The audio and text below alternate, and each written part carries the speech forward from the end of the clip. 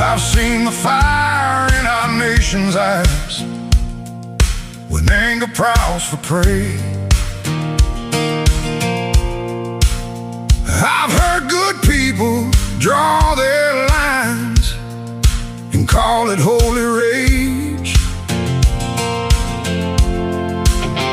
But the cross was never raised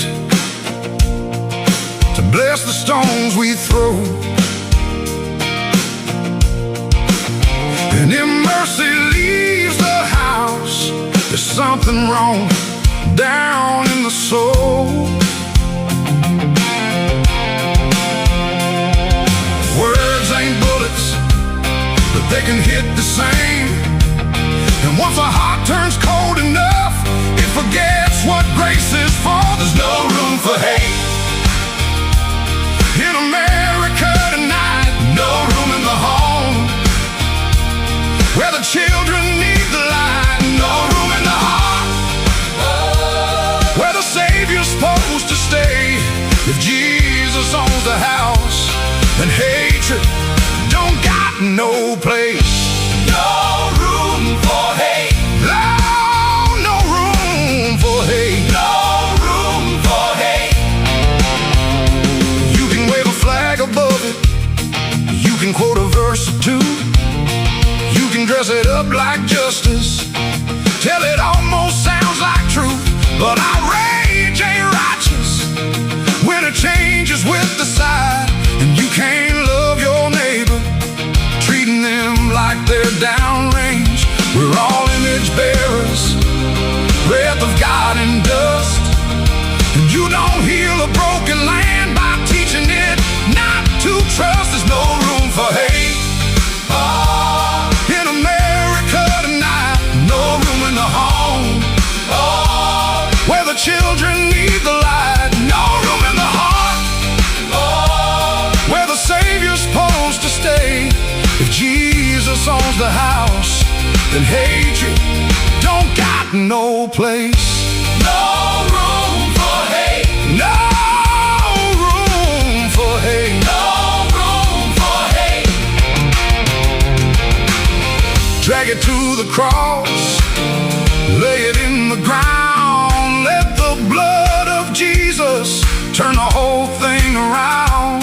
Truth can still be spoken, courage still can't stand, but rage don't get to rule the soul of a faithful man. There's no room for hate in America tonight. No room in the home where the children need the light. No room in the heart where the Savior's supposed to stay. If Jesus owns the house, then hatred don't got no place. Let revival start where the anger breaks. Where the anger breaks. Let healing rise up where the hurt gives way. No room for hate. No room for hate. No, no room for hate. No room for hate. Not in Jesus' name. Oh, not in this house. Not in this heart. Not in His name. No room for hate.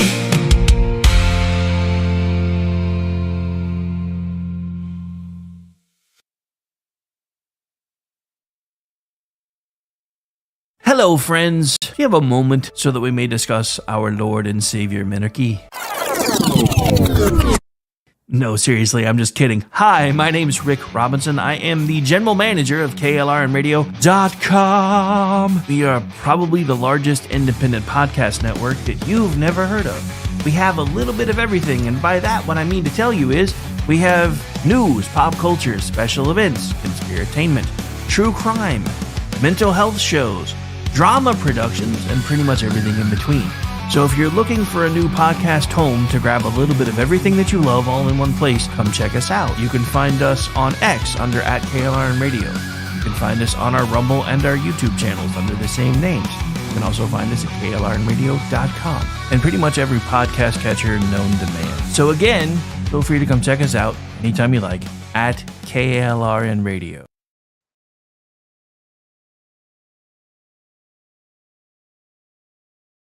Celebrity designer Jeff Lewis is back with Hollywood House Lift. I'm excited to be working with new clients. I'm not getting rid of that. I hope I never see you both again.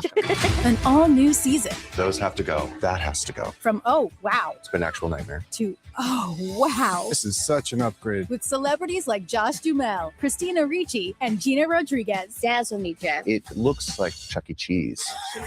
Stream an all-new season of Hollywood House Lift with Jeff Lewis, now streaming on Freevee.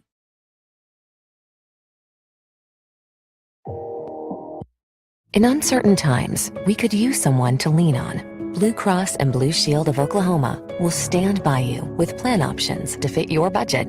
If you've recently lost your job, had a baby, or moved, you can still get the healthcare coverage you and your family need. Financial help may be available for those who qualify. Call 855-452-BLUE or visit hereforyouok.com to see if you're eligible to enroll. Blue Cross and Blue Shield of Oklahoma, a division of Healthcare Service Corporation, a mutual legal reserve company. KLRN Radio has advertising rates available. We have rates to fit almost any budget. Contact us at advertising@klrnradio.com.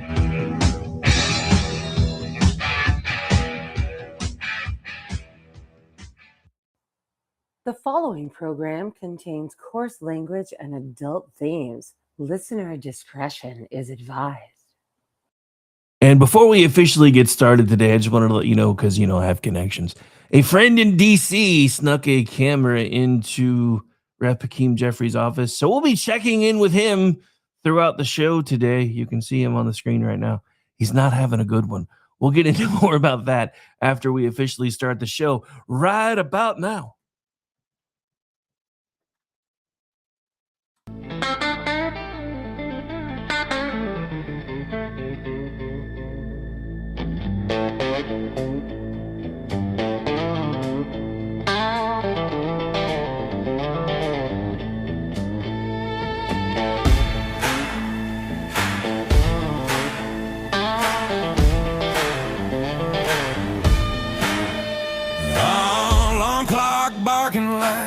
Got a vendetta. Coffee tastes like bad decisions I ain't made yet. Boss man talking about we got her, and that means me, brother. Afraid I got a terminal case of the I don't want us. Mind checked out, heart ain't in the building. That second hand's crawling like it hates my guts. The man treating rich like it's a sin. Even God took a beat. So, suck it. Thank God it's Friday, punching out loud. Hands in the air, middle finger to 9 to 5. Bill still waiting, but tonight I don't care. Cold beer sermon and a bar stool prayer. Take this job and shove it, I quit. Till Monday. Cause tonight I'm free. Yeah, working way. It ain't owning me. All right, as much as I love the song and try to let it play all the way through on Fridays, we got a late start and I've got time to make up, and we've got way too much to talk about. So, as I mentioned a moment ago, thanks to connections in DC, I do have a camera currently trained on none other than Minority Leader Hakeem Jeffries. You can see him in the live shot right now. He is not having a good day, ladies and gentlemen. We're going to get into more of that in a moment as we officially get started here. Welcome into the program. It is the Finally Friday edition. Don't forget, I'll be working most of the day today. So we've got this one. I'll be with you at a little bit after probably 1, since we got a late start my time, so a little bit after 2. Then I'll be back for those of you that live on the East Coast. And then be back at 3 o'clock for the weekend news roundup. Then later tonight, he said, she said, with the lovely Aggie Regan at 8:30. But without further delay, because there's way too much to talk about and not enough time to talk about it in. We're going to get things started here. So hang on. And I'm going to have to do my manual script because my other idea didn't work. And by script, I mean notes, not real script, but it's what my producer buddy calls it. So we're going to back up here for a second because I have a manual version up here while he's trying to put my not online version together so I don't have to keep changing screens, but it's all right. It'll take me a second. God, I forgot how long these things are when we have so much to talk about. So many notes, so little time. Am I really just now an hour 2? So yeah, I don't actually do full scripts because that's something that's always kind of bothered me. But I do usually try to make sure that I have some guardrails in place. So hang on. Okay. All right. So it's Friday, and apparently the news cycle decided to hand us a constitutional brawl, which we're going to be probably spending a lot of time talking about today because there's some stuff you guys may not know because I didn't find out until this all blew up. Then, of course, there was that little foreign policy flare-up that happened yesterday. According to Donald Trump, the ceasefire still holds. I think it's about time we just admit that there isn't a ceasefire and that these people aren't actually acting in good faith, but I'm not POTUS. There was also a UFO file dump that involved NASA, Apollo astronauts, and lots of weird little dots all over the moon because normal Fridays have apparently been discontinued until further notice. Today, we have 3 big stories, and somehow they actually fit together, which is interesting when that happens. Virginia politicians, they decided to test whether they could sell a partisan redistricting play under the label of restoring fairness. Iran tested whether an American ceasefire actually means anything, and the federal government decided to release UFO files in the most government way possible, vague enough to be mysterious, official enough to be annoying, and late enough in the week that everybody with a corkboard and red string just lost their weekend. So we're going to start in Virginia because this one is too good to bury. The Virginia Supreme Court struck down the redistricting amendment, and the headline does not really do it justice because here's the part that you need to know. The left is already screaming about how MAGA is destroying democracy in Virginia. The part they're not telling you, this was a Democratic Supreme Court in Virginia that struck this down. So that entire narrative goes down in flames, which is, again, part of the reason why you've got this guy right here. Again, this is live shot from Hakeem Jeffrey's office. We're going to check in with him routinely throughout the day just to see if this ever stops. To the guy who helped me set up the camera, at some point you might want to hand him a tissue. Just saying. I mean, I don't really care, but you might. All right. So, yeah. So, anyway. So, yeah, the thing about this is they're already trying to spin it. This is all MAGA's fault. This is Trump's fault. The MAGA's destroying democracy. It was a Democratic-led SCOVA, that said no. So, again, they struck it down because if you just saw the quick version, you might think court blocks voter-approved redistricting plan, and that is actually where the left is going to be hanging everything today, and that is actually technically part of it, but it misses the entire story because the real story here is the process. The court said the General Assembly violated Article 12, Section 1 of the Virginia Constitution, and because that constitutional violation infected the entire process, the court said it incurably taints. Yes, I said taint. I know. Rules. Damn rules. Giggity giggity. Giggity goo. Damn rules.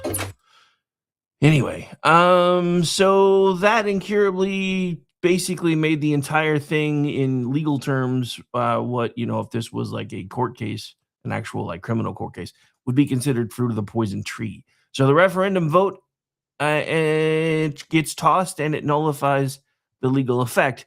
That's the ball game, folks. This was not the court saying you may never redistrict. It was not the court saying voters don't matter. It was the court saying Republicans win, Democrats lose. And to this guy again, I say, suck it. Sorry, I'm going to be having a little bit of fun with this today, so I may actually get annoying. I'm going to be honest. I usually do my best to try to avoid victory laps, but there's a reason I'm taking one so hard today, and I'm going to put it on the screen in a second. Because does anybody remember when the guy who's currently bawling on his couch said this? Hang on. I didn't do it right. But it'll get fixed. Hang on. I just had to make sure I found it. Okay. But yeah. So remember, if there's ever any lags, it's because I'm my own producer too. For the most part, I have a digital friend who helps me with the notes and the show prep now, but everything else is still me. I'm waiting till the day AI gets smart enough that I can write a producer agent. But all that stuff's expensive, and I don't make enough money to do that yet. I'm working on that too. All right. So anyway, we've been talking about the guy on the couch all morning. Does anybody remember when he said this? Because now I understand part of the reason why he was acting like such an ass here. And this is one of the reasons why I've been taking a victory lap all morning, even though I usually try to avoid them. But we'll get into why he's acting so much like Peter Pan after this. Our message to Florida Republicans is F around and find out. If they go down the road of a DeSantis dummy mander, the Florida Republicans are going to find themselves in the same situation as Texas Republicans, who are on the run right now. Our message. So they're on the run right now, huh? Is this you, Broseph? This you? Because I'm pretty sure this is you right now. But here's the reason why, and I said this once I found out, because I didn't even know this. First of all, I still think it's weird that politicians can actually have their own political action committees, because that's nothing but a fundraising tool. I think somebody probably needs to look into that. Because, in case you haven't missed it, the left uses the phrase political fundraising for money laundering. So I think we probably really need to look into that. Just a suggestion. But here's the thing. So this whole thing cost Democrats somewhere in the neighborhood of between $70 and $80 million. Guess where about half of that came from? This guy, which is why he's crying right now. Because here's the thing. And I know, because I was pissed too. At the time, I was pissed.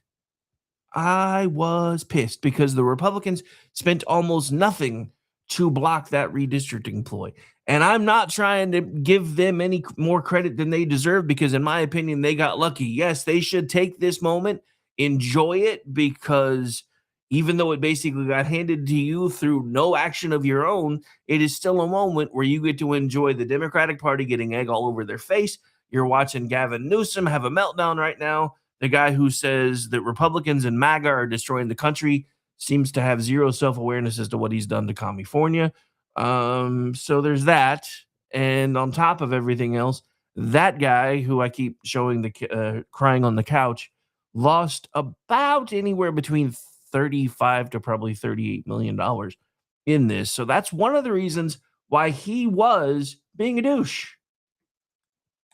And he really was being a douche. And again, it wasn't the court saying voters don't matter. It was the court saying, hey, y'all did this wrong and you need to get your ish together. And here's the thing. This is the funniest part about all this when you think about it. When you think about it, this is the funniest part of all of it. Because you know what made this entire thing unconstitutional? Which is really funny when you think about it. It is the amount of time required for Virginia's mail-in voting, because it shrunk. It basically put itself too close into the window for it to be a legal election. So the very same system the Democrats have been using to, shall we say, tilt elections, because I have to be careful on the YouTubes. But yeah, and this kind of like, remember that part in Star Trek II, The Wrath of Khan, where Spock says, if minutes were days, this would, yeah. So just remember, every time I say the word tilt, I'm saying STEAL, because this is exactly what they did, and they have done it everywhere they possibly could. And while they are screaming and yelling about the fact that, oh my God, it's Jim Crow and it's the Confederacy all over again, and we don't know what to do. Well, of course you don't know what to do, because Republicans are finally playing by the same rules that you've played by for decades now. Anybody looked at the maps in the Northeast? Once you get north of New York, there's like blue hell. There's like 30-40% Republican participation in most elections in that region, and there's no Republican seats, none. And even in Maine, where you manage to land one, you might as well not have one. And anyway. So, but seriously though, it's kind of exactly what we've been talking about today. Hang on, I just realized I thought that was, sorry. I'm fighting with my computer again, don't mind me. No, it's already saved. I don't need you to save it again. Okay, there we go. That's the one I was looking for. Okay, so anyway. So this shouldn't be a radical position, but apparently in modern politics, follow the actual law now counts as extreme if the laws block a power play on your side. Here's the part that makes this so funny. The court describes the current congressional map as a 6-5 split between the two major parties. The proposed new map tied to this amendment was described by the court as a highly partisan gerrymandered map expected to produce a 10-1 split. Now, I'm just a simple radio guy, but when you take a 6-5 split map and try to turn it into 10-1, I'm going to need you to stop calling that restoring fairness. And yes, that was the language on the actual ballot. The ballot asked voters whether they wanted to amend the Constitution to allow the General Assembly to temporarily adopt new congressional districts to restore fairness in upcoming elections. Restore fairness. That's the kind of phrase that should make every voter reach for their wallet and and I was going to say something even worse, but I think I'm going to leave it there. Their calculator and review the fine print, because the practical result was not some beautiful neutral angels singing over civics class reform. The practical result was a map that could have taken a state with a roughly competitive delegation and turned it into something closer to a 10-1 partisan split. And again, here's the thing. And I don't know if the VA Supreme Court used this in their determination or not, but the irony is, if you look at the vote as it came in on the night that it came in, it really was kind of a 6-5 situation. So it's kind of like the courts went, maybe if this had passed 10-1, maybe we could see where you were trying to go with this, but it didn't, because it passed closer to the margins that we have listed. But even if that wasn't the case, the problem is, again, they violated Virginia Constitution. And the irony is, it was their own BS that hoisted them on their own petard. So again, Reb Jeffries, I don't know how much of a slush fund you have in that pack, but I'm pretty sure I know why you're crying on your couch today. Because funny thing is, as far as if anybody in the chat has seen him go off on this yet, please let me know, because I've been looking, I've been waiting. I think all the Democrats are on, probably in a room somewhere, and everybody's taking their belts and shoelaces. So fairness is apparently when 51% of the voters get 91% of the seats. So again, 51-49. That's last time I did math. That's kind of 6-5, is it not? That's not fairness. That's math wearing a campaign button. And this is why language matters. Politicians almost never say, hey, we would like to rig the map to help ourselves. They say fairness. They say democracy. They say reform. They say protecting representation. which is why I didn't really get mad when Donald Trump went to Texas and said, hey, I need 5 more Republican votes because this shit's nuts. But here's the thing that nobody talks about. The only reason Texas did what they did wasn't necessarily, well, part of it was because Donald Trump asked, which is why everybody else is now following suit, especially now that he slid through Indiana like the Grim Reaper, taking seats with him as he went. But it's this. Nobody talks about this part. Texas tried to do their redistricting under the Biden administration, and the Biden administration stopped them. So that's why this became so important and became like a, oh my God, this is unprecedented to do this before the census and blah, blah. They tried to do it the way they're supposed to do it. Biden's administration said no, which is weird to me because I didn't really think they would have the authority to do that, but that's what happened. But again, this this was, Donald Trump being quite honest with Texas and be like, hey, we need 5 more seats. And then Florida was like, put us in, coach. We want to play too. And then Hakeem Jeffries was like, if you do this, FAFO. And I'm over here going, FAFO, because I hate. And I go, okay, seriously. I really try not to hate politicians. But when they've been as smug as that guy has been, look, here's the fine print of all of this. He is willing to do whatever it takes, cross any line to become Speaker of the House. And if I was a Democrat, I would be terrified to let that man become that. But then again, and the problem is, if he keeps racking up the L's, they're not going to like him very much longer either, because we've got lots of, even though I haven't found anything from Jeffries yet, and I'll be checking when we go to the music break here in a little bit, which honestly is supposed to be right about now, but we'll probably finish this up first. So this was not democracy being overturned. This was process being enforced. This was a rule of law. The court's problem was that this thing got pushed after early voting had already started. In other words, the election that was supposed to serve as a constitutional checkpoint was already underway. And now the reverse has happened in Louisiana, because we're going to talk about this today too, because one of the SCOTUS justices threw the other ones under the bus, because KJB and all, or KBJ and all the other ones have been, lamenting this Louisiana decision.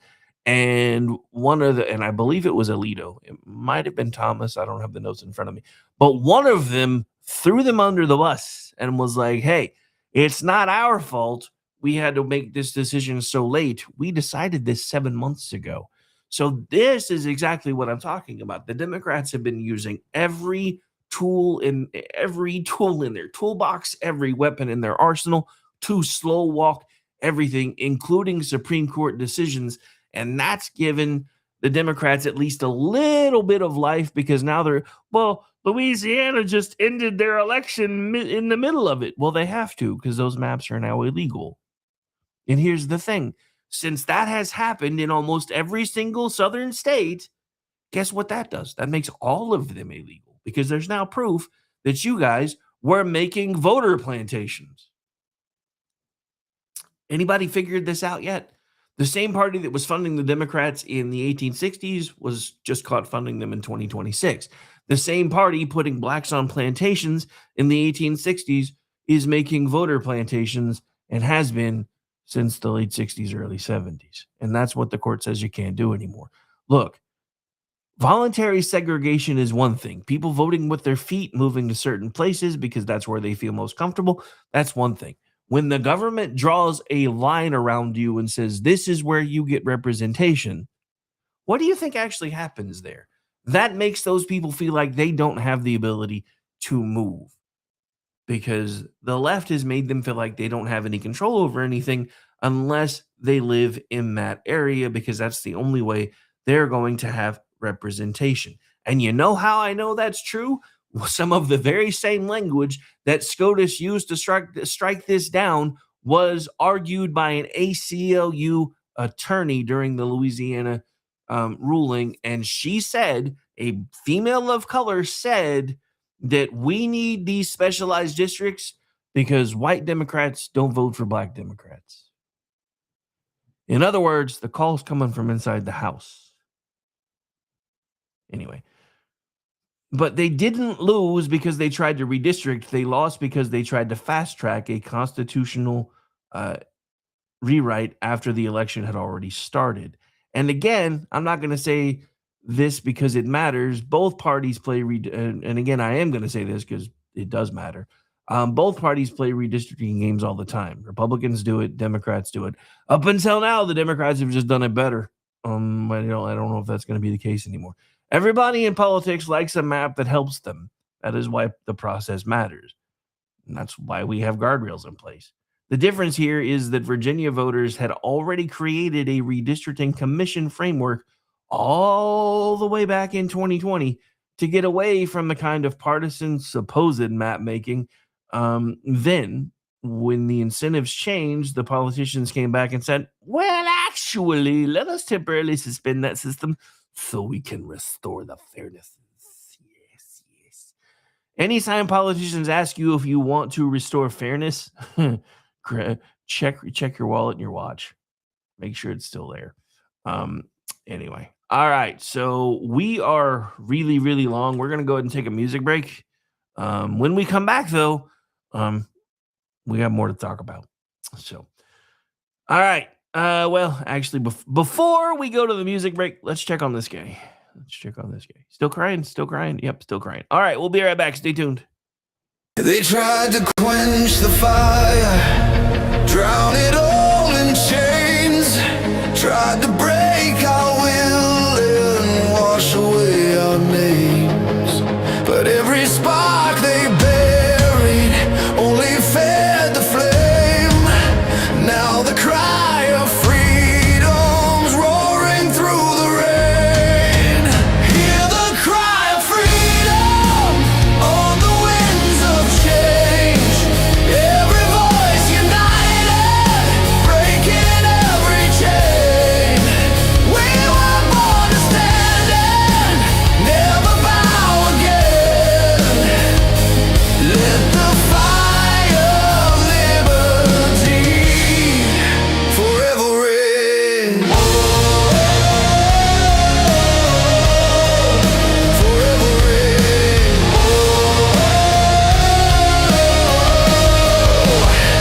Now the walls are shaking from the battle cry. Truth is rising to the sky.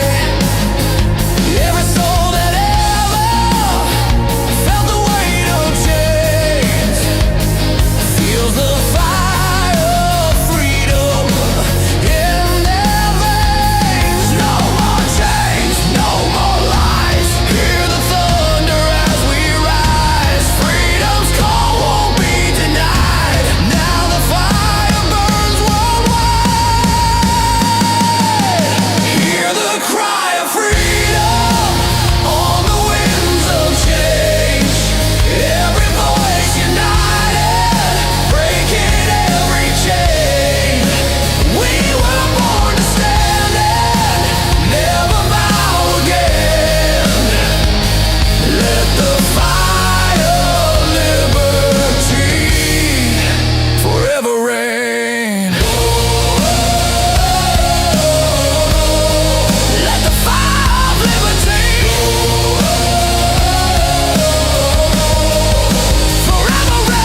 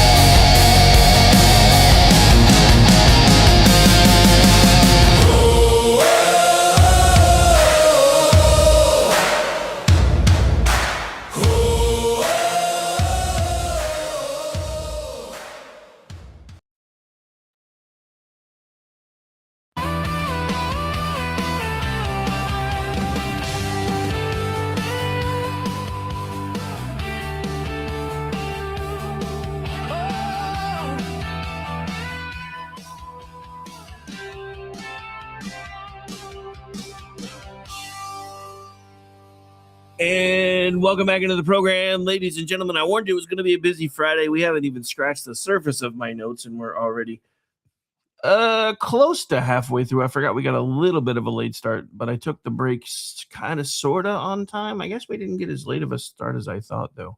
About 2 minutes off. Anyway, so we're back. We're live, and as promised, remember this guy? Remember this guy? Remember? Because Pepperidge Farm remembers. Yeah. So apparently he is so distraught that all he could do was put together this right here. Well, that didn't work. I was trying to do them together, so I'll have to fix that in a minute. Usually it lets me combine things now, and I'm still trying to figure that part out. So hang on. But let's embiggen this, as my good friend BZ says, which helps me not have to hit that giggity button as often.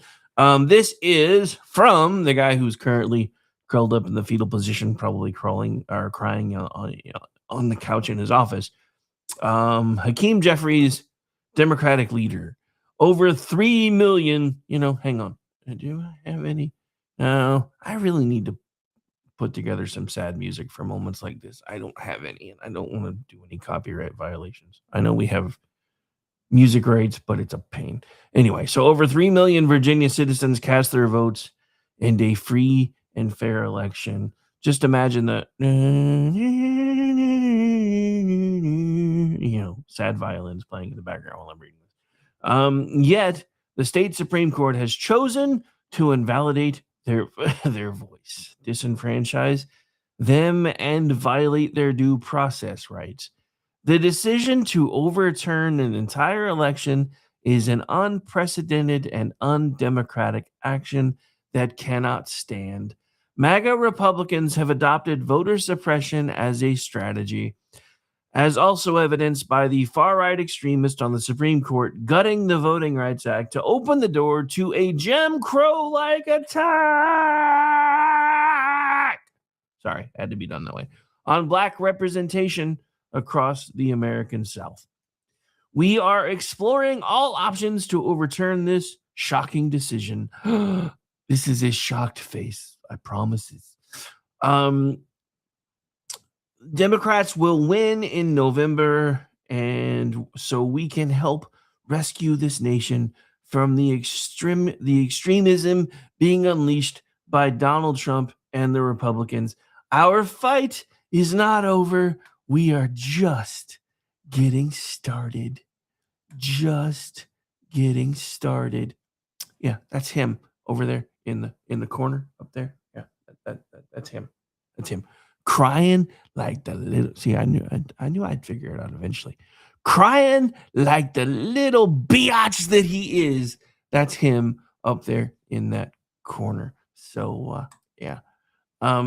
We're just gonna leave that like that for a minute, I think, just because I just want that side by side while I say this. Again, I do everything I can to avoid victory laps, but after the whole FAFO thing that you did after you thought your 37 million dollars probably helped push this thing over the edge, I hope you enjoy the schadenfreude that you have unleashed, sir, because I'm sure your mentions are going to be really, really fun today, and I have already tried to be part of them. I doubt you'll ever see it, but that's okay too.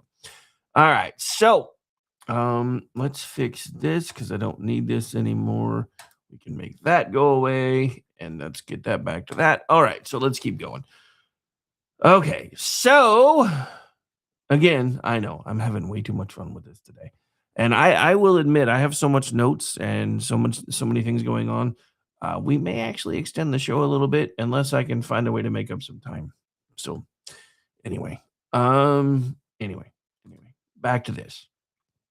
So again, because this is what happens when democracy cosplay runs into constitutional procedure. That's what we're looking at today, because that's exactly what's happened. Because the Democrats keep telling you they are fighting for the rule of law, and yet they don't seem to grasp the concept when a Democratic majority says, hey, y'all didn't do this right, so come back and try again later. So that leads us into the next piece that we're going to be talking about, because the same political pattern does not stop at the water's edge. In Virginia, politicians tried to sell process breaking as fairness. Across the pond, British voters just sent their own message to the governing class. And this is kind of the point that I've been getting at for a while. It's not just MAGA anymore. There are people that are tired of the establishment global elites, and they're doing what they can to try to clean house everywhere. Now, again, I'm going to stand by this. I think it may be too late for the UK. This gives me a bit of hope, though, and I don't know if you have seen this. We'll get into the Iran stuff later, but before we get into that, I want to take one kind of a step towards the whole international stuff and take a softer step overseas, because what happened in Britain fits this same frame that we've been talking about today. The UK had a major round of local and regional elections, and the early results show a rough night for Prime Minister Keir Starmer's Labour Party, while Reform UK made major gains. That is actually from the Guardian's election coverage, just so you know where I'm pulling this from. Now, I am not pretending British local elections maps perfectly. I'm sorry, hang on. So I'm not pretending the British local elections map perfectly fits onto the American political system. Different system, different parties, different issues. But the mood, they're probably feeling a lot like I feel today for the folks that were on the winning side. So to me, that kind of feels familiar. Voters feel ignored. They feel lectured to. They feel like the political class keeps using polished language to explain why the people are wrong about everything in their own lives. And eventually, when people feel ignored long enough, they don't file a complaint. Not in the way you think, because they realize that doesn't go anywhere but to the establishment, so they start voting against it. That is what populist backlash looks like. And remember, to the political class, populism is a bad word. It does not always arrive neatly. It doesn't always arrive through the party the establishment wants, but it does usually arrive. And when it arrives, as has kind of been a recurring theme this week, the bill usually comes due. And the political class always acts stunned when they get handed that bill. They spend years telling voters that concerns are dangerous, backwards, hateful, or even unsophisticated. Then the voters find another vehicle for those concerns, and suddenly everyone wants to write think pieces about the collapse of trust. Well, trust doesn't collapse by accident, and it doesn't collapse on its own. It collapses when people feel the rules are not being applied honestly. It collapses when leaders use nice words to cover ugly outcomes. It collapses when the people in charge stop listening and start managing public opinion instead.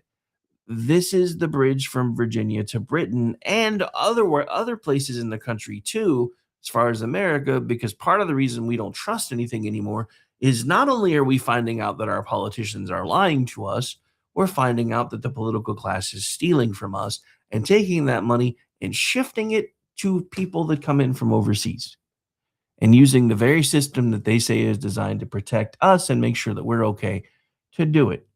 And I think that may be part of what's driving Britain's anger as well.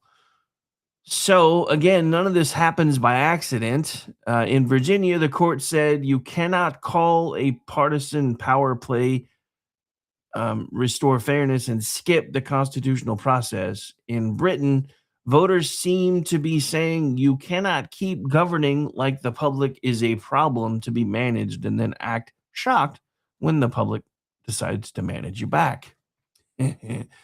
And so before we move from ballots to battleships, let me give you one quick piece of good economic news, but according to the left, it's really not, because as always, they move the goalpost. The April jobs report is out, and the economy added a whopping 115,000 jobs. And I say whopping because everybody seems to forget that one of the reasons the job numbers looked so impressive over the last, and I'm going to say this even happened a lot during Trump's last term, was because government jobs, public sector jobs, were outpacing private sector jobs. And what little bit of private sector growth there was going to people that shouldn't even be here in the first place. So Yes, 115,000 jobs doesn't sound impressive until you realize that one, it beat expectations. The employment rate stayed at 4.3%, which is they're pretty close to where they want it. And wages were up a total of 3.6% over the year. March was also revised up. Now, when is the last time you heard me say this? March was actually revised up to 185,000 jobs. Remember how weak they said the March jobs report was? So between March and April, we've added right at 200,000 jobs. And again, the vast majority of those are private sector, and they're going to either American born or American naturalized citizens, which means more money coming back into our economy, not going overseas. Now, this doesn't mean every family is suddenly fine because, the gas prices still suck, but we're going to get into that in a minute too. It doesn't mean groceries are cheap, but they are trying to get cheaper. It doesn't mean insurance is affordable, but here's the thing with insurance. Once you make it mandatory, they decide to do whatever the hell they want to do, and there's not much you can do because there isn't in some cases, there isn't a lot of competition, especially with medical insurance. And the problem is, even with car insurance, because they have allowed interstate competition there, now that they can check your credit score, even though legally they're not supposed to be able to do that, some of you, and thanks to my divorce a few years ago, still me too, get raked over the coals. I went from paying like $80 a month to, I don't even want to say. Anyway. But it's because they know you've got to have it. So, again, groceries aren't necessarily cheap, but they are getting cheaper. Insurance is definitely not as affordable as it once was. And gas prices, those are stinging right now. Even yesterday, because I was out running errands and I was like, I'm too tired to stop here. So I'm just going to stop by the house. And which for me, I live in the middle of nowhere. So by the house is still almost 12 miles away. But because I live in the middle of nowhere, I should have stopped about 8 miles earlier because I would have saved about 60 cents a gallon, but I was tired and I didn't care. But here's the thing.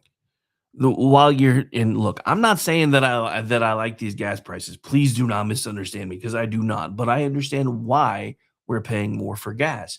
And while you're listening to the left scream and yell about, oh my God, is this what you voted for? You know what I voted for? My kids not having to worry about glowing in the dark. That's what I voted for. You know what I voted for? My grandkids not having to worry about glowing in the dark. What is that old adage? If there has to be war, let it be in my time so my children and my grandchildren can know peace. That's where I'm at right now because we have watched Iran run roughshod over the entire world since 1979. You want to, you know the brand of Islam everybody hates? Guess who that is? Guess who's at the head of it? That's Iran. You want to talk to me about there being peaceful Muslims? You know how we can find out for sure if there are peaceful Muslims? Get rid of the assholes that are agitating the Muslims. Guess who those people are? Iran. Their fingers are all over everything that we have ever tried to stop when it comes to Islam. All of it. They are there. Their tendrils are there. Their agents are there. Hezbollah, which is being fought in Lebanon by Israel right now. Guess what? The reason Iran keeps saying we're not coming back to the table until you guys stop whacking Hezbollah is because that's one of their groups. Guess what? There is not an extremist Muslim group that does not have ties to Iran. These are the last people we should be allowing to have a nuclear weapon. And I have been saying that almost as long as Donald Trump has been saying it. He's been saying it a little bit longer because I wasn't publicly active as long as he's been publicly active. But I have been saying this for as long as this has been on our radar. Everybody keeps talking about the Obama deal and how Donald Trump is basically trying to reconstitute the Obama deal. Do you know there's part of this Obama deal that almost nobody's talking about that would have allowed them to have weapons-grade nuclear material by the end of 2026? You know why? Because Barack Obama was in office from 2009 to 2016. So he wouldn't have cared if they had nukes by 2026 because he's 10 years down the road by now. You know who should care? Us, because again, I don't want my kids or my grandkids glowing in the dark. This is something, and I'm going to say this again, this should have been addressed on January 21st, 1981, assuming the swear-in dates were the same as they are now. I haven't checked the math because I don't remember if it ever moves. But it wasn't, because as soon as Ronnie Reagan got in office, Iran was like, maybe we should let go of these hostages. You know what? That was a good first step. And we should have celebrated that. And then we should have said, okay, so now what's going to happen is you're either going to turn the country back over to the people that you overthrew, or we're going to come in and do it for you. But that's where Donald Trump is right now. And if you listen to BZ's show last night, he and I don't really go after Trump that much anymore, but this is an area where I think he has gotten it wrong. Because and trust me, he wrote an entire book about it, The Art of the Deal. He's the guy who always wants to negotiate. You cannot negotiate with dishonorable people. The Iranian government are dishonorable people. I did not say Iranians are dishonorable people. I said the Iranian government and what's left of it are dishonorable people. The Iranian military and what's left of it are dishonorable people, because they, just like the Democrats, are willing to do whatever it takes, say whatever it takes, throw anybody under the bus that it takes to be able to hold on to power. And unless or until he comes to terms with that, we're in trouble. So, again, we'll get into more of that here in a minute, because we're about to have to take the break. Sorry, I kind of jumped all over the place there, but there was a thread running through my brain, so I had to chase it. So back to this, the jobs numbers. So this does mean the labor market is showing more resilience than a lot of experts expected, and that's the thing, because remember, according to the experts, we were gonna basically be bankrupt by now. I mean, the country kind of still is, but you know what I mean. And that is the political problem for as my good friend Al likes to say, hang on, let me do this right. The doom crowd. Yeah, sorry, Al, didn't mean to steal your thing, but it fit. But that's the thing for the doom and gloom crowd. They keep needing the economy to collapse so that they can call the Trump agenda a failure. And then the numbers come in better than expected. And then when those numbers come in better than expected, they move the goalpost. Well, that 115,000 jobs, that just basically means that we're treading water. It's good enough that unemployment didn't go up, but it isn't good enough to do anything else. But here's the thing. That does not mean we spike the football. It means we note the scoreboard, because this isn't a spike the football moment. This is just you guys keep saying that we're going to suck wind, and we keep proving to you that we're not. And let's not forget the story of the tortoise and the hare. Slow and steady is good, especially when you're dealing with the American economy. The scoreboard says 115,000 jobs added, unemployment steady, wages still moving up. And that's the most important part. Wages still moving up. Almost 4%. That's actually kind of unheard of, especially lately. And the economy's not cooperating with the people rooting for bad news. And I don't understand that part either. I know I keep going off on tangents today, but I don't really understand that either, because I don't really understand how it is that we have an entire half of the country that is rooting for us to fail. Look, again, I'm going to say this again. The guy at the top of the ticket, the guy running the country, has not always got my flavor or my color banner. But I never root for him to fail. It's what moved me from the Never Trump column to, I guess I can't really say never anymore, because they actually elected him. And then I watched him do the job. And again, from our side, from 2016 to 2020, we had, I guess for me, closer to 2017 to 2019-ish, we had an entire group of our folks, including me still, who was like, yeah, I'm going to try. And then our good friend, the Amish attorney, coined the phrase, Donald Trump is the Leslie Nielsen of presidents, because we don't know if he actually knows what he's doing, but everything he tries to do actually works. And sometimes it kind of seems like he backed into it sideways and still managed to pull it off. And then I started getting raises. Remember, I worked for the state at the time. I started in 2015. I got one raise after I passed my probationary period. Hadn't seen a raise until 2017. And there was no indication that we were going to be getting one anytime soon. And then the economy started ticking up, and they're like, hey, we've got money for raises. Now, none of them were great. It's not like I went from making like $40,000 a year to $60,000 a year overnight or anything. But while Trump was in office the first time, not only did I get one raise, I got a total of 4 separate raises for the entire pretty much 4-year term that he was in office, which was unheard of because, again, worked for the state at the time. Was on loan from the University of Oklahoma to the Oklahoma Department of Human Services Child Support Division through a contract that they have. Don't even get me started on that because I had no idea how incestuous the relationship was between the state and state schools until I started working there. And that just seems really weird. All right, so we're going to take the break because we're pretty much at the bottom of the hour, so we might as well take it now. Since we've got an extra few minutes, I'm going to go ahead and do the military tribute now because that should put us back on time. And when we come back, kind of fitting anyway, we'll take the military tribute break and then come back and talk about Iran a little bit more. My name's Rick Robinson. This is the Finally Friday edition of The Rick Robinson Show. And I hope every single one of you is having a wonderful, great, amazing Friday. And I hope you are enjoying all of the schadenfreude that has come to pass today as much as I am, and we may or may not get back around to some of that. But even if we don't right now, I'm sure it will come up during the weekend news roundup. We'll be right back. Stay tuned.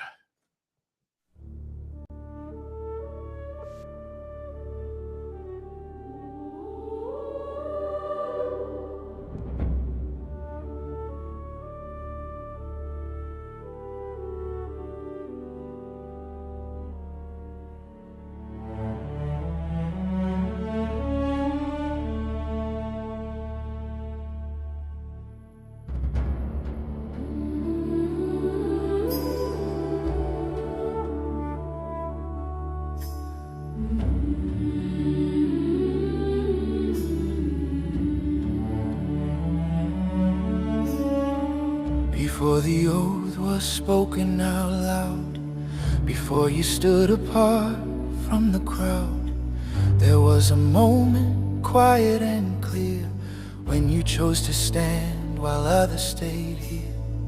You raised your hand with a steady resolve, knowing some nights don't end when the mission's done.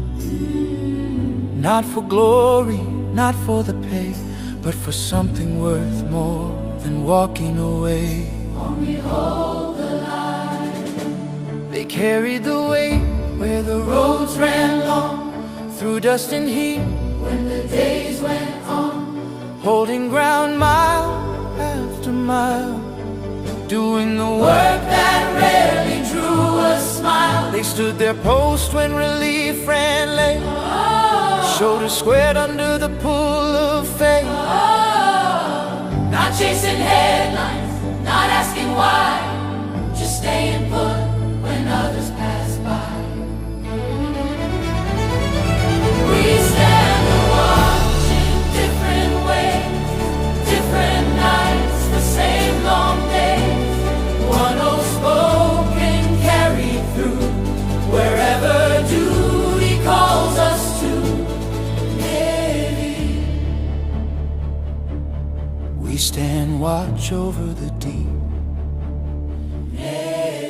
They kept their watch where the water turns black, miles from shore with no quick way back, measuring time by the rise and the fall, answering duty's unrelenting call. Through silent hours and endless seas, they stood their post in the cold night breeze, guarding the lanes the world depends on, so others slept and the light stayed on. We stand the watch in different ways, different nights, the same long days. One old spoken carried through, wherever duty calls us to. Simplify, Marine. We go where we're sent. We go where we're sent. They moved as one when the moment came, side by side through fire and rain. First to step where the ground was thin, not for the odds but for the ones beside them. Trust was earned in the hard way through, Every promise carried by the few.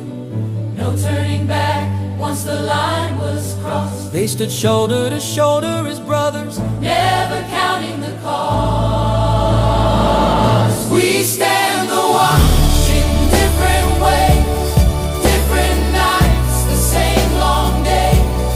One oath spoken, carried through, wherever duty calls us to. Air Force, The sky is our domain. Air Force. The sky is our domain. They held their focus where seconds seem eternal, soaring between clouds and blue. Every movement measured and true, knowing what one clean moment could do. They watch the whole while guarding the small. Every mission tied to a larger call. Calm under pressure, steady and clear, keeping the promise from far overhead. Space Force, We guard the dark without they faith, keep their vigil where silence reigns, beyond the weather, beyond the rain. watching the paths that the world relies on, long before the warning lights come on. Cloud, no banners, no clear view, Just constant care in a canvas full of stars, standing the watch through the endless night, guarding the systems that keep us in light. while the watch is kept and the lines hold fast. They're alive, still moving on the other side of that. Empty chairs and quiet phones, long goodbyes that don't feel done. Names we carry but never say, folded flags and debts we pay. Every service, every scar reaches farther than the uniform ever could. Coast Guard, we come when it matters most. They launch into storms when hope feels thin. Turning back isn't an option then.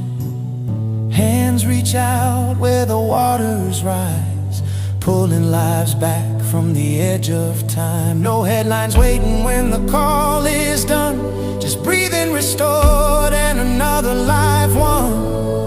Every rescue, every return, a quiet promise kept in the worst conditions. We stand the watch In different ways, different nights, the same long day. one oath spoken, carried through, wherever duty calls us to. For the ones who raised the right hand high, Swore the oath and didn't ask us why. for the nights you stood where freedom cost. We remember, we honor, we won't forget the loss. From the ground to the sea to the open sky, to the guardians above where the silent stars fly. Every branch, every badge, every battle scar, because you stood. We live free. Lord, each know We stand here freely. because others stood before us. We accept the weight of what was given and the cost that came with it. We promise to remember those who serve, those who stand watch still, and those who never came home.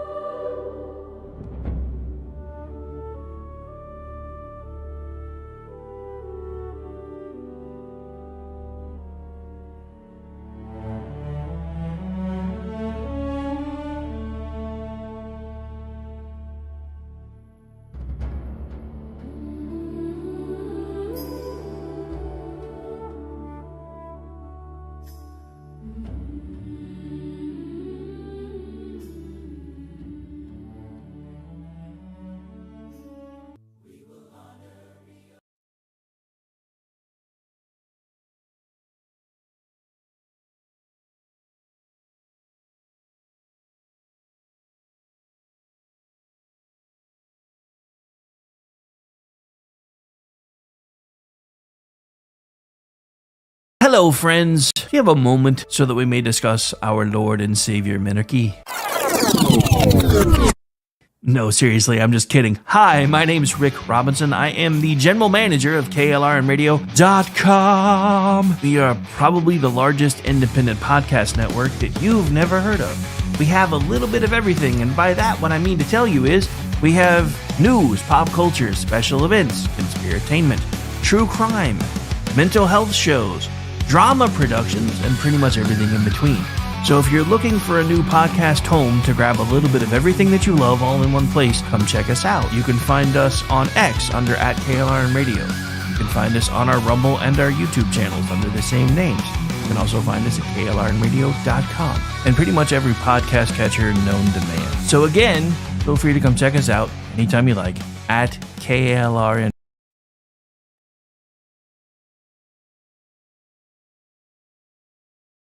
Hi, everyone. This is JJ, the co-founder of Good Pods.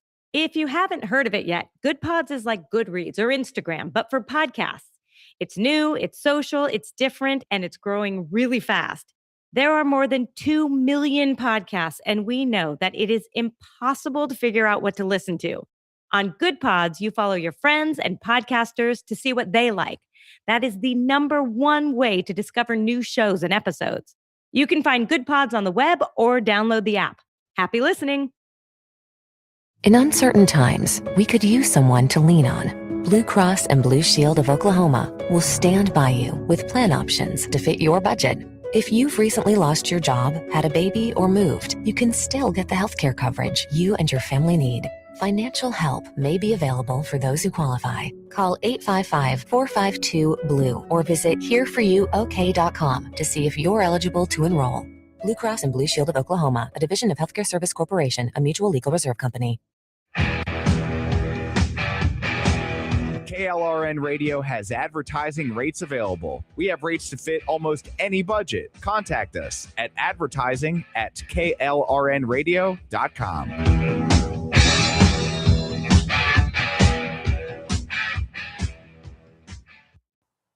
The following program contains coarse language and adult themes. Listener discretion is advised.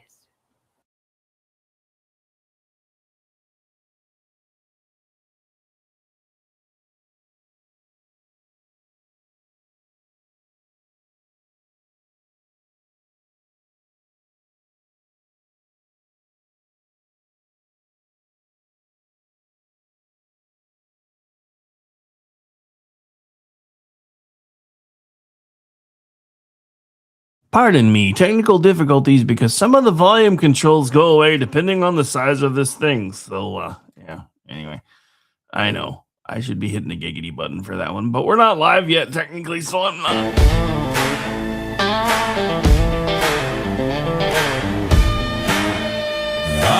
Alarm clock barking like it's got a vendetta. Coffee tastes like bad decisions I ain't made yet.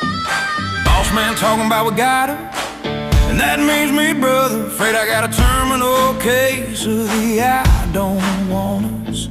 Mind checked out, heart ain't in the building. That second hand's crawling like it hates my guts. The man treating rich like it's a sin. Even God took a beat. So suck it. Thank God it's Friday, punching out loud. Hands in the air, middle finger to 9 to 5. Still waiting, but tonight I don't care. Cold beer sermon and a bar stool prayer. Take this job and shove it, I quit. Till Monday, cause tonight I'm free. Yeah, work and wait. It ain't owning me. So raise them up high. Let the whistle blow. Thank God it's Friday. That's all I know.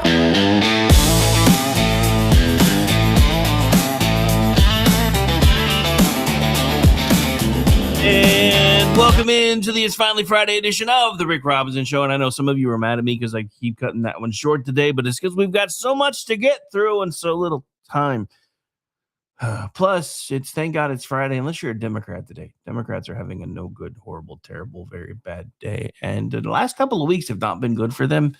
And they don't know what to do. I had this conversation with somebody on X during the break, and they were talking about how I pointed out yesterday that the only reason the left is so mad about all this stuff is because they understand that in their own party, white voters don't vote for black people. And you know how I know? Because an ACLU attorney said said the quiet part out loud during the SCOTUS arguments in the Louisiana case that led to a lot of this stuff. Um, and they're like, well, no, it means that they feel like they should. I'm like, no, see, I thought that too. And then I heard an ACLU attorney who happened to be a female of color saying that they're admitting that, white Democrats don't vote for black Democrats. So that's just the real reason I bring that up before we move into the Iran stuff is because that's just a reminder. The racist call is coming from inside the house while they keep saying that it's us. So, of course, as we move into Iran, according to POTUS, we have a ceasefire. Iran doesn't really seem to think so, though. So we did just talk about Virginia testing constitutional guardrails, UK voters testing and getting sick of political elites, and a jobs report that gives us at least a little economic good news. But now we've got to move from ballots and paychecks to battleships. CENTCOM says U.S. Navy guided missile destroyers were transiting the Strait of Hormuz to the Gulf of Oman on May 7th when Iranian forces launched multiple missiles, drones, and small boats at them. The destroyers were the USS Truxtun, the USS Rafael Peralta, and the USS Mason. CENTCOM said no U.S. assets were struck and U.S. forces responded with self-defense strikes. That was according to both U.S. Central Command as well as Reuters. Now, we got to stop right there for a second. This is not a diplomatic misunderstanding. This is not somebody bumping elbows at a buffet table. Missiles, drones, and small boats aimed at U.S. warships in one of the most important waterways in the world is not a clerical error.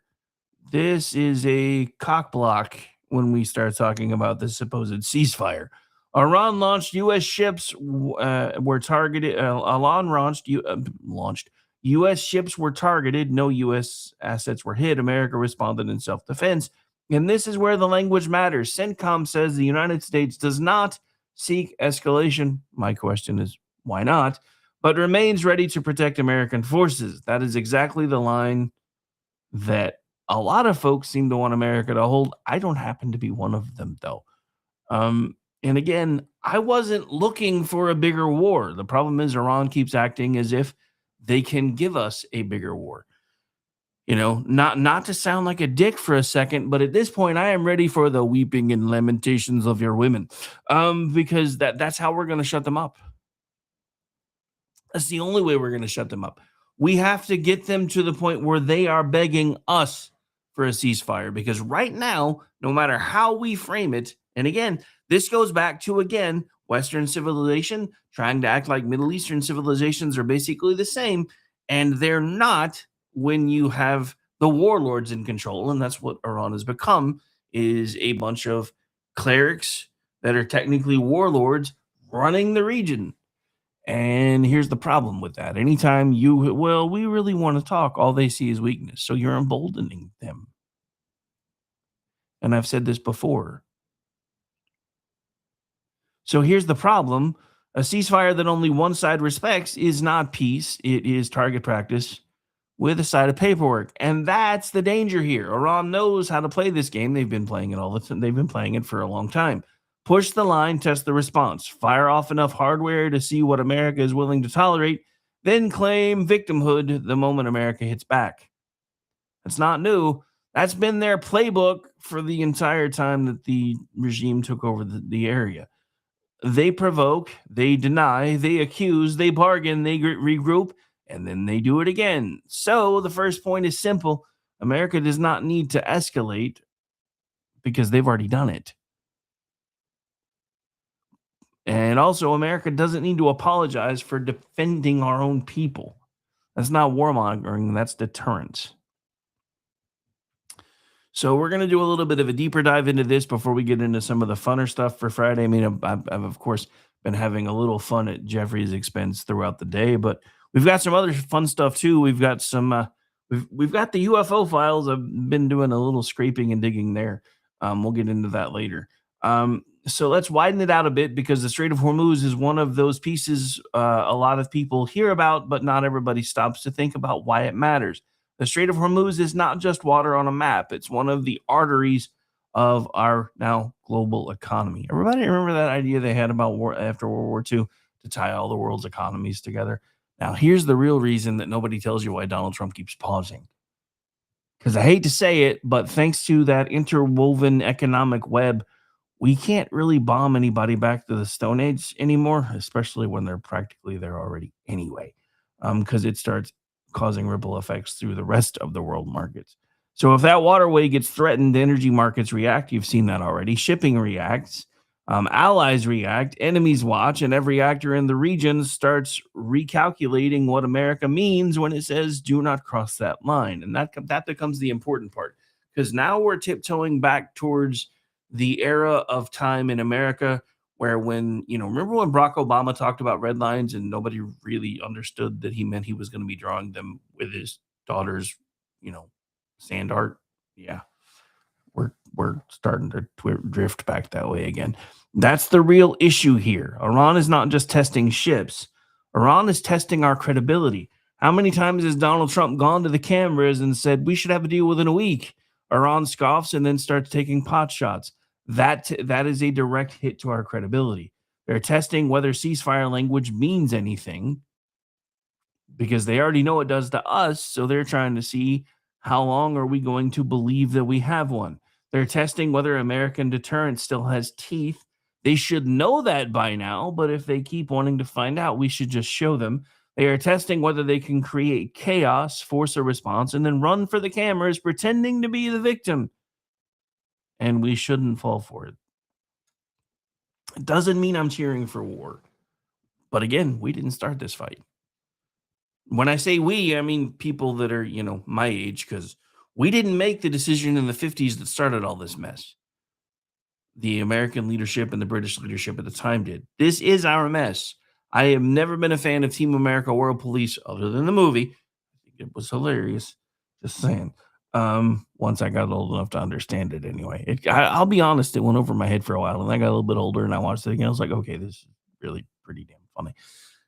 But so never really been a fan of Team America World Police. But again, this is our mess. Again, this is something that should have been taken care of a long time ago. This should have been addressed in 1981.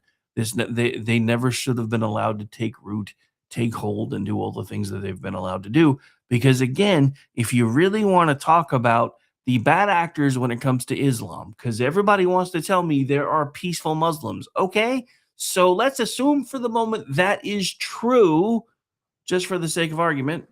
We are letting the non-peaceful Muslims run an entire region and then do everything they can through proxies to destabilize that region and try to take us down with them. How much longer are we supposed to let them do that?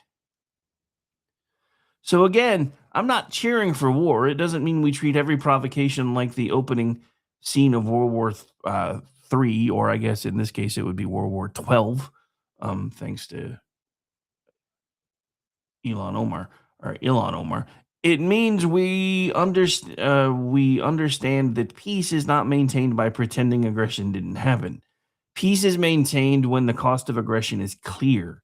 If Iran can fire missiles, launch drones, and then send the small boat fleet at American destroyers, and the world's response is, well, let's not make anybody mad, then you're not preserving peace. You're teaching Iran that the line is flexible. That one line that you tried to make clear to them, you cannot cross this line or else. And how many times have we seen Donald Trump use that language too? They have this amount of time to come to the table, and if they don't, then we're going to take care of it. He's now used that same line on Truth Social at least 3 or 4 different times that I can see. As a parent that raised children, that's a mistake. Because once it doesn't matter, even if it's something that you swore to your kids you were never going to do, once you draw that line, if you let them cross it, they own you. And they know it.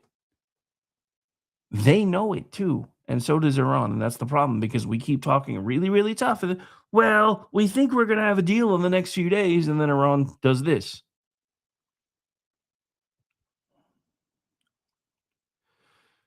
So the question is whether we as Americans want ourselves to have a credible voice when it comes to international policy. There's a difference between wanting a fight and refusing to be bullied.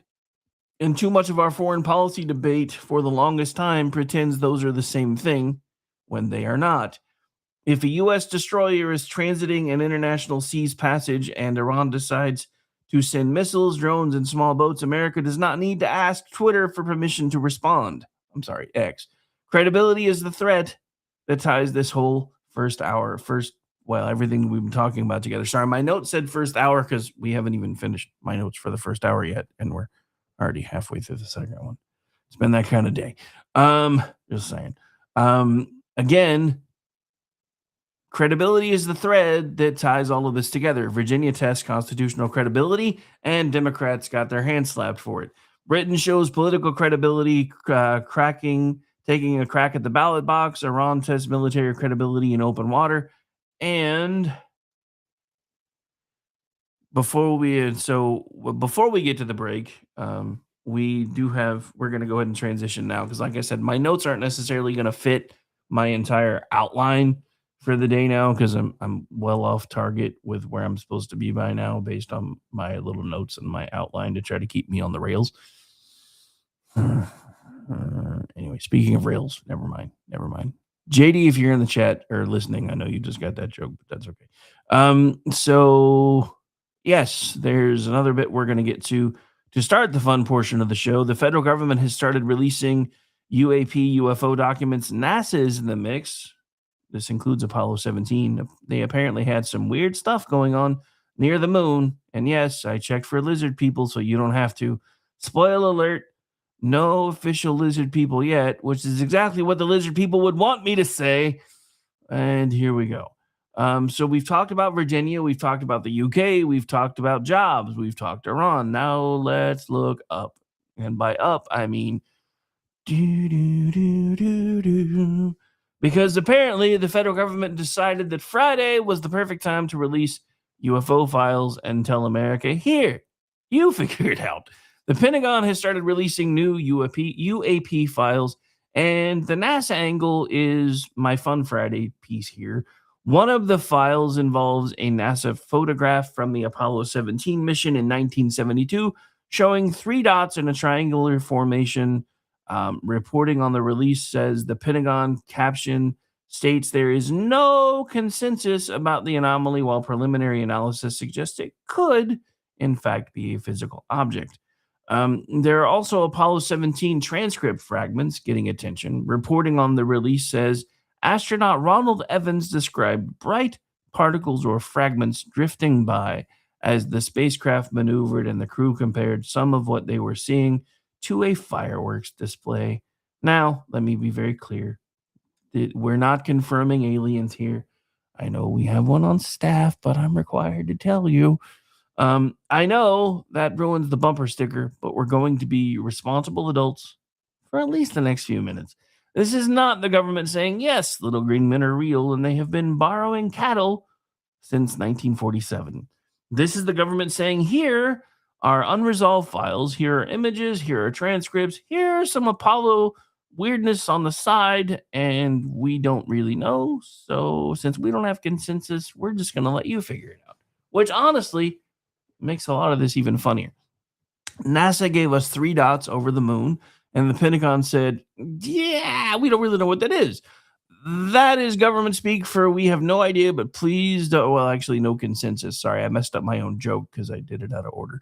The Pentagon said no consensus. So that is, in fact, government speak for the joke that I rushed. For we have absolutely no idea, but please don't start yelling Independence Day quotes at your neighbors. I mean, I guess you can. It's a free country. And this is why it's the perfect Friday material. It's weird enough to be fun, official enough to discuss, and vague enough that every person listening can pick their own level of conspiracy responsibility. The files don't prove aliens. They do prove that even the moon apparently has weird stuff in the background of old family photos. And honestly, that kind of tracks. You ever look at an old family picture and there's somebody in the background that nobody can identify? Now imagine that, but on the moon, and the background guy might be moving at orbital velocity. Again, not saying aliens, but I am saying if NASA has to explain 3 dots over the moon, I'm listening. And I'm Dr. Fraser Crane. Just kidding. The other fun part is that this release is happening through official government channels, which means it immediately becomes less exciting and more suspicious at the same time. Only the federal government could release UFO files and somehow make the phrase preliminary analysis indicates it could be a physical object. Sounds rather boring, but terrifying at the same time. It could be a physical object. Thank you, government. That narrows it down to every object in the known universe. And yes, because somebody would ask, I checked the visible UFO dump material for lizard people. I looked for lizard, looked for reptilian. I looked for anything in the David Icke starter pack. Nothing official, which is what they would want you to think. So for now, Congress remains the closest thing we have to cold-blooded creatures in Washington. Or does it? Or does it? All right, so let's get into this real quick, and then we'll probably take the break. But here is where the UFO story actually connects to the serious stuff. This is about trust. When the government hides things for decades, releases things in weird batches, or says, we cannot tell you what it is, but we promise it's not that, people naturally stop trusting the official answer. Now, I have to stop right here because I don't know if it just, maybe it's because I, on some level, remembered those reports were going to come out today, but I have been rewatching some Star Trek fanfic stuff. And if you guys have not ever seen the Star Trek New Voyages Phase 2, you really should check it out. There aren't very many because, again, it was fanfic, but they did like 15, they did 10 full-length episodes, and then they did like 5 vignettes. One of the vignettes was kind of amazing and ties right into this because you remember the whole Watergate thing and everybody's like freaking out because there's parts of the tapes that were erased. Apparently, in the vignette, I'm just gonna tell you. You can go watch it if you want later. But there's a vignette where President Nixon is playing with Star Trek toys in the White House in '69. It was around the same time that we were doing the moon landing thing. And so he's imagining that he is captain of the Enterprise as he's playing with these toys. Well, he keeps calling, the Secret Service keeps catching him playing with the toys. And he's like, well, this can't get out. This can't get out. This is terrible. But you have to understand, these toys are so realistic and they're so much fun to play with and blah, blah, blah. So they keep erasing the parts of the surveillance tapes in the Oval Office, the audio surveillance where he's playing with toys. So there's all these tapes with gaps. And at the very end of the vignette, one of the Secret Service agents says, if you keep making us release or erase these portions of this tapes, this is going to start looking more and more suspicious. So yeah, I thought that was an interesting, fun little twist. Anyway, yes, I'm being a bit of a nerd today. But yeah, so again, this is kind of that trust thing, that we were just talking about. That's what hung Nixon. Now, there's all kinds of stuff, and I've gotten some stuff from a few sources that I'm still trying to suss out about what actually happened with Nixon. And when I know more, you will, because there's been a couple of folks that have tried to slip me things, and I'm not naming any names or anything yet because I'm still reviewing. But apparently there might have been more going on there than we think. And no, I don't mean the vignette that I just talked about was what actually happened. So when the government hides things for decades, releases things in weird batches, or says, we cannot tell you what it is, but we promise it's not that, people naturally stop trusting the official answer. And sometimes that skepticism is healthy. I would change sometimes to most times, honestly. The problem is when skepticism turns into a choose your own reality novel. So the responsible position is this: release the files, show the public what you can show, protect legitimate national security secrets where you must, but stop treating adults like children who cannot handle the fact that the sky occasionally contains some weirdness. Because if the files are boring, fine, let us see they are boring. If the files are weird, fine, let us see the weirdness. But do not tell the public nothing to see here and then quietly release Apollo moon dot photos on a Friday. That is how you make normal people buy corkboards. And before we bring the transparency conversation home to Oklahoma, let me give you one quick local morale booster. The Thunder are currently up 2-0 on the Lakers after a 125-107 win, and I do not want to overstate this, but any day Oklahoma City gets to make Los Angeles sad is a good day for me and for most Oklahomans, because why not? And honestly, it fits the theme better than it should, because whether it's politics, government, or basketball, the scoreboard matters. You can complain about the refs, you can argue about the process, you can spin the story, but eventually somebody looks at the numbers. And right now the numbers say OKC 2, Lakers 0. So we are going to take the break. When we come back,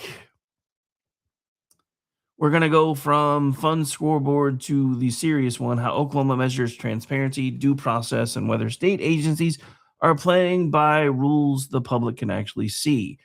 Back after the law enforcement tribute break. Stay tuned.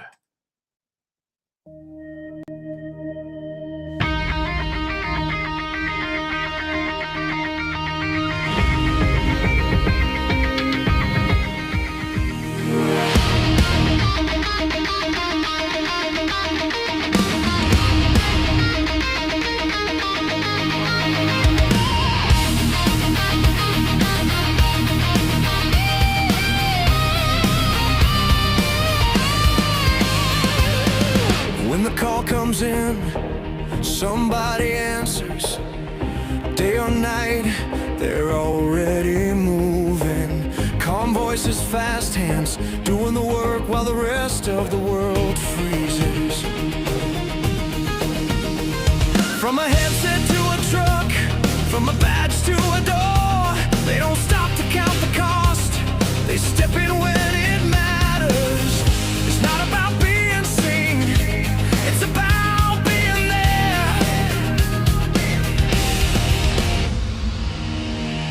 They're holding the line when the lines go dead, standing their ground when the world goes dark.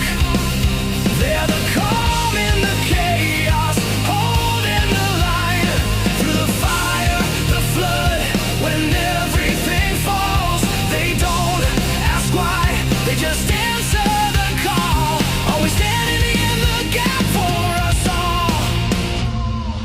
Before the sirens fade, before the scene is clear, someone's already making sense of the moment, keeping people alive, keeping things from getting worse. Some run toward danger, some stay behind and hold it together. Different roles, same weight, same promise to show up.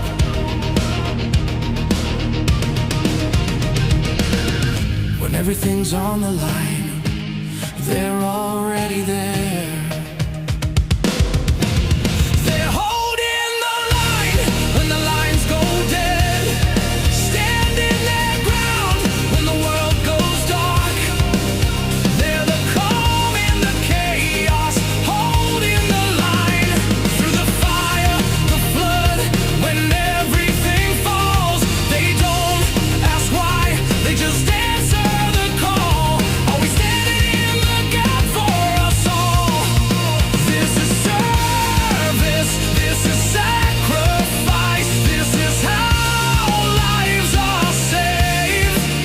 No spotlight, no applause, just showing up again and again. They're holding the line when the world goes dark. When everything's breaking, they hold their ground. They're the calm in the chaos, holding the line. So we raise our voices for the ones who stand. Every voice, every badge, every helping hand. They don't ask why, they just answer the call, always standing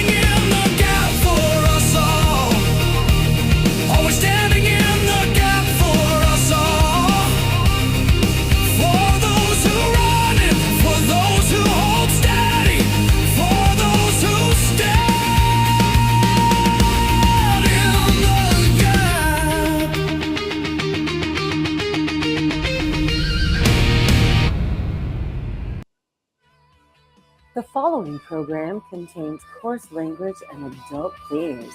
Listener discretion is advised.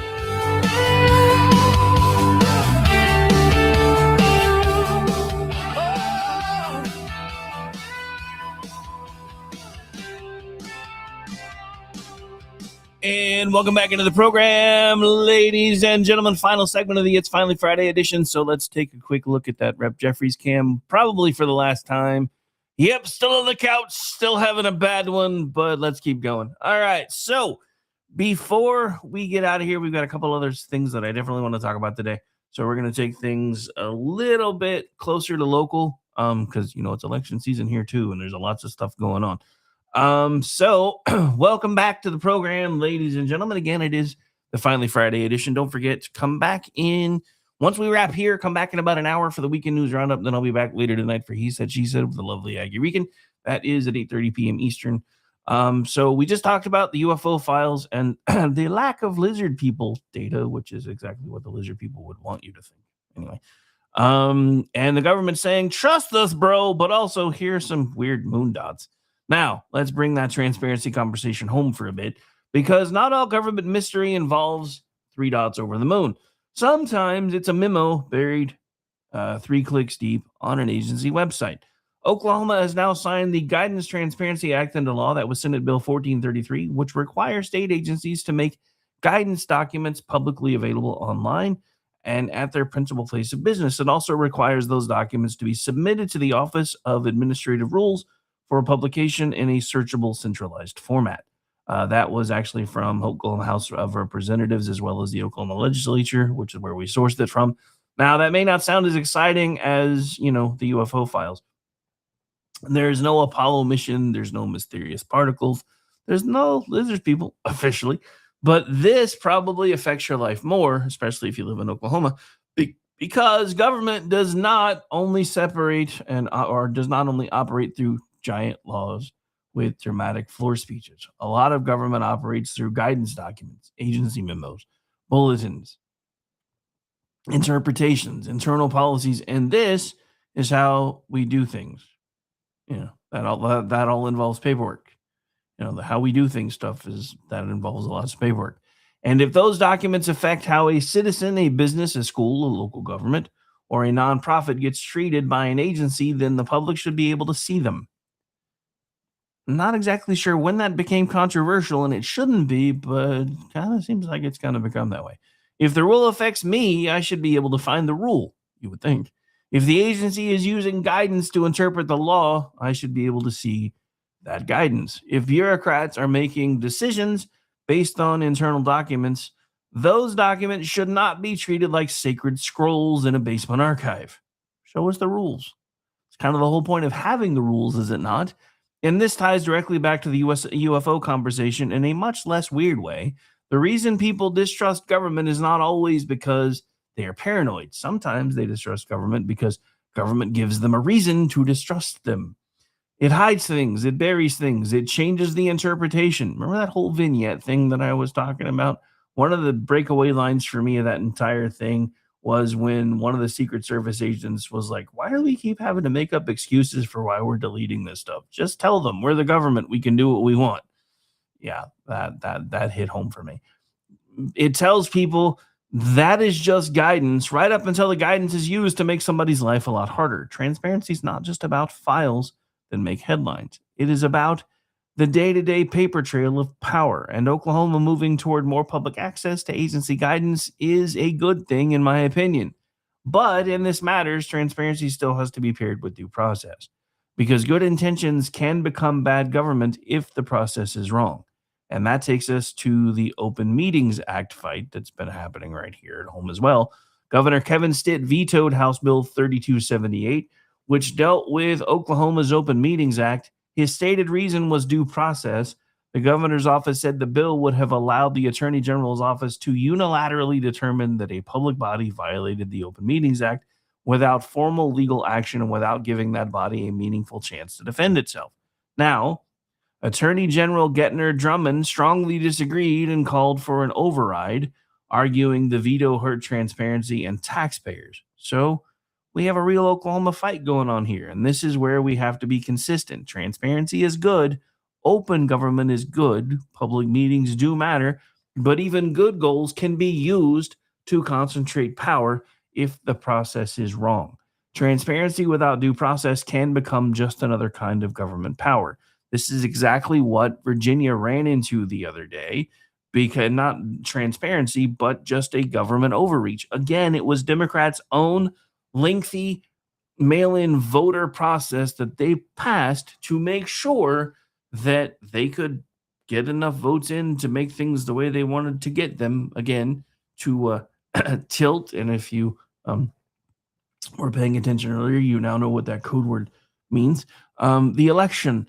But so it was their own stuff. But kind of the same thing here. The governor is worried, hey, just because I trust the current attorney general with something like that, and it doesn't mean we should trust any future attorney generals with that kind of power. That's kind of bordering on the whole FISA power thing that the federal government has, with a lot less red tape. So I don't know. I got to admit, having had the government on my show when I was doing local morning stuff and almost landed a full-time gig as a local morning host here, I have been siding not with him so much in the last several months. I happen to agree with him here, though. Transparency without due process can become just another kind of government power. You do not fix backroom government by creating a different backroom with a different set of doors. That's the same lesson as Virginia. We just talked about that. You do not get to say fairness and skip the Constitution. And again, not even talking about the federal Constitution. They trampled all over Virginia's own Constitution. A Democrat court overrode them, and now they're screaming about MAGA. You do not get to say transparency and skip due process. You do not get to say public trust while giving one office, judge, jury, and enforcer power without a meaningful chance for the accused body to defend itself. And that is not me saying the Open Meetings Act does not matter. It absolutely matters. The public's business should be done in public, but process is not a technicality. Process is the thing that protects everybody when the politics get ugly, and it does happen even here in Oklahoma. And that brings us to one more close of show story, because when politicians ignore process, hide the rules, raise the cost of living, punish success, and call it compassion, eventually people stop arguing and start leaving. According to Town Hall's Amy Curtis, who will be joining us here in a little bit for the Weekend News Roundup, she has a piece today looking at analysis from the Committee to Unleash Prosperity using IRS migration data from 2012 to 2023. The claim is that nearly $2 trillion in cumulative income has shifted out of blue states and into red states over that period that we just discussed. New York reportedly lost about $680 billion in adjusted gross income. California about $503 billion, while Florida gained about $1.3 trillion, and Texas gained $371 billion. That was again pulled from Amy Curtis's Town Hall article, and again, she is a regular contributor here to the Weekend News Roundup, and she'll be with us in just over an hour, probably talking about a little bit more of that in more detail. Now, I'm going to be very careful with the wording here, and I'm going to save a lot of this for when Amy can talk about it if it's one of the stories she decides to pull from today. This is not the IRS putting out a press release saying, blue state's bad, red state's good. No, that's my job, because that's pretty true. Anyway, this is not... But this is, an outside analysis using IRS migration data. But the IRS does track state-to-state migration using tax return address changes and adjusted gross income flows. So the underlying kind of data is, in fact, real. The left wants you to think it's not, but it is. And the trend is simple. People and money move. Politicians can give speeches. They can denounce the rich. They can even say they're going to let you eat the rich. They can promise fairness. They can raise taxes. They can make it harder to do business. They can regulate, punish, shame, and posture. But eventually, people with options use those options. And it's not just billionaires. That's the part the left always wants you to miss. When high earners leave, they take tax revenue with them. When businesses leave, they take jobs with them. When middle-class families leave, they take school enrollment, church membership, little league coaches, grocery money, and property tax stability with them.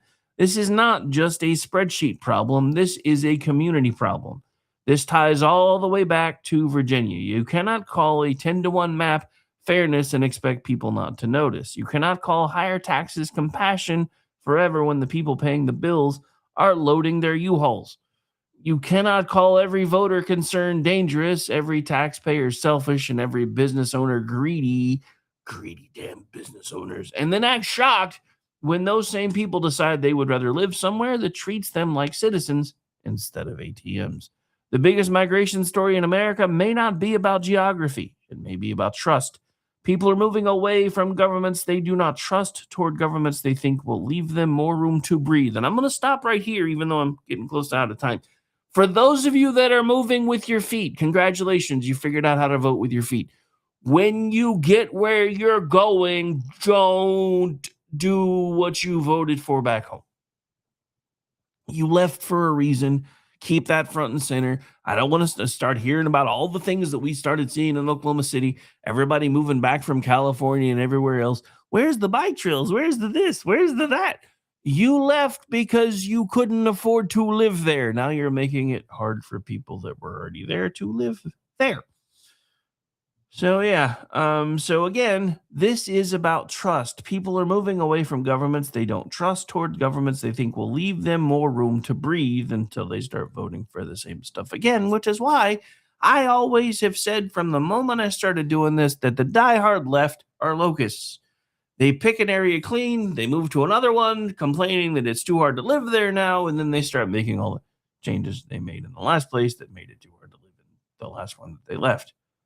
But that's the closing thought today. Whether it is a court ruling, an election result, a ceasefire, a UFO file, an agency memo, or a moving truck, the lesson is the same. Rules matter, trust matters, transparency matters, consequences matter. Now, another little interesting side note here for Oklahoma before I get through any of the stack of stuff that I've left behind is this. Homelessness is actually dropping in Oklahoma. In 2022, we were at about 34% of our regional population was either considered unhoused, using the new word that they like to use, or dangerously close to being unhoused. That's now down to 22%.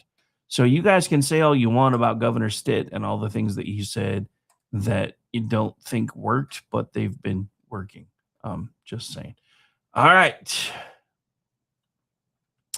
But so anyway, let's see. I know I've got a couple things that I had on the board that I didn't use. So since we actually managed to keep a few minutes on the score clock, let's keep going here. All right. So I'm going to talk about this real quick, going back to Virginia, because the meltdowns have started in earnest now. This is from Jim Acosta 2 hours ago. Trump gets to redraw maps in his states, but the Democrats cannot do the same. What is happening to our democracy? Jim, let me tell you what happened to your democracy. You started extending your voting windows so far out that you left yourself no room to make emergency changes. That's why. That's why. So again, just as a reminder, a Democratic justice wrote the opinion striking down a Democrat gerrymander. So this was not Republicans. All right. So remember that whole I didn't get a chance to talk about this today because I got really gobbled up with Virginia. But since we've got a few minutes, remember the whole Tennessee story that broke yesterday, and everybody was like, "Oh my God, look what's happening in Tennessee," and all the left was like, "Oh my God, this is terrible," and all the right was like, "Is it really though? Is it really though?" Because there's things going on that it doesn't seem like you know. So I've got a clip where people kind of got surprised by something because, of course, the entire argument about this redistricting stuff is this is MAGA trying to hurt people of color. But watch this. The woman now who is likely going to win the 9th district in Tennessee is a black Republican woman as a result of this redistricting effort. It's likely going to be a black Republican woman who beats that old white man. Could I make this very simple? But that's racist? We're going to come back. It actually is. We're going to take a quick break, and then Tesla and Congressman, I'm going to have you both respond. We'll be right back. So there they go, calling a quick break because they didn't really know where to go with it when they figured out, wait, you mean the old white dude is going to lose and he's going to get replaced by a black woman? That kind of spits in the face of our entire argument there, doesn't it? You know what else spits in the face of their entire argument for everybody that's screaming and yelling about what happened in Texas, a lot of those districts that were redrawn are majority Hispanic because that's most of the people who live there. So again, last I checked, Hispanics got a lot more melanin than white folks. Just saying. I'm just saying. So all of this, when it gets right down to it, is just stupid. This is all a bunch of just stupid stuff. And I'm sorry, I'm gonna enjoy all of this while I can, because I'm sure the party that I vote for quite often will probably screw this up. But, I'm gonna say this again for the Republicans that might be paying attention, because I know we have political folks that pay attention to this show, even though they try to pretend that they don't. This was as close as I have ever heard a legislative body come out and basically call one side a cheater over the other. And if you don't think that's the thing that they're trying to do, this happened on Wednesday. And yeah, this is a bit of a longer clip, but I'm going to let the whole thing play for the most part. So here we go. 11. I recognize a member from Olmsted, Representative Quam. Thank you, Mr. Speaker and members. This is just to require the full removal of deceased people from the voters' rolls. And before you ask, well, nobody deceased is voting, the federal system at SSA has checked registrations and has flagged deceased people registering in the state of Minnesota. It's not a huge thing, but let's take care of it by cleaning up the roll. Oregon is doing it and other states are doing it, so it's not an unusual thing to do. Let's just vote green.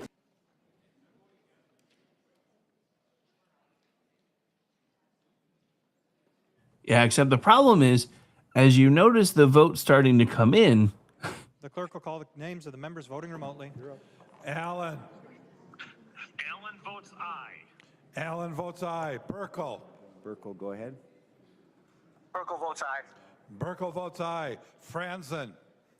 Franzen votes yes. Franzen votes aye. Kozlowski. Kozlowski votes no. Kozlowski votes no. McDonald. Here you are, Joe. McDonald Joe. aye. Hold on. McDonald. McDonald. McDonald aye. Say it again. McDonald aye. McDonald votes aye. Momani Hildsley.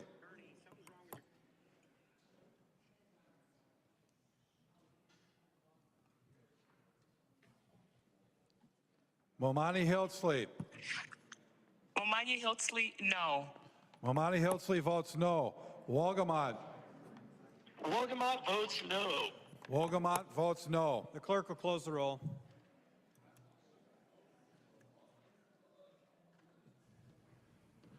So, calendar for the day, HF number 4240, Amendment 4240A 11, and 67 yeas and 67 nays. The motion does not prevail. The amendment is not adopted.